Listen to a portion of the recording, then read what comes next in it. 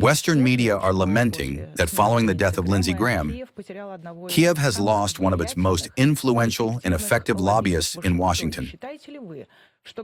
Do you believe that Graham, who was officially designated as a terrorist and extremist in Russia, was in fact an irreplaceable ally and a key channel of influence on the U.S. administration for the Kiev regime, or has his role been exaggerated?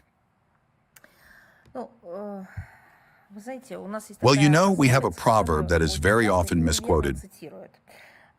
Of the dead, speak either well or not at all. This is not an entirely accurate interpretation. The full phrase goes, of the dead, speak either well or nothing but the truth. And what else but the truth can be said here? Probably the only thing is that this individual, who is recognized as a terrorist and extremist in our country, and is the subject of 2 criminal cases, and who during yet another trip to Kiev stated, I quote directly, that killing Russians is the best investment, hardly deserves any sympathetic words from us regarding his passing.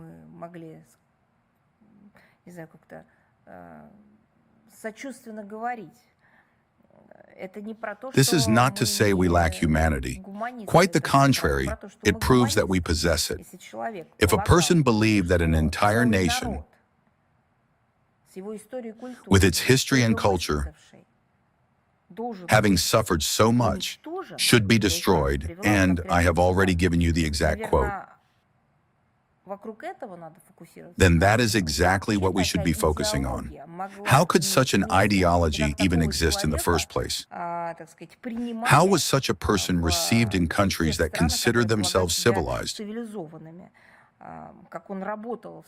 How did he operate in the United States of America, a country so sensitive to issues of tolerance, human rights, and the compliance with all relevant norms?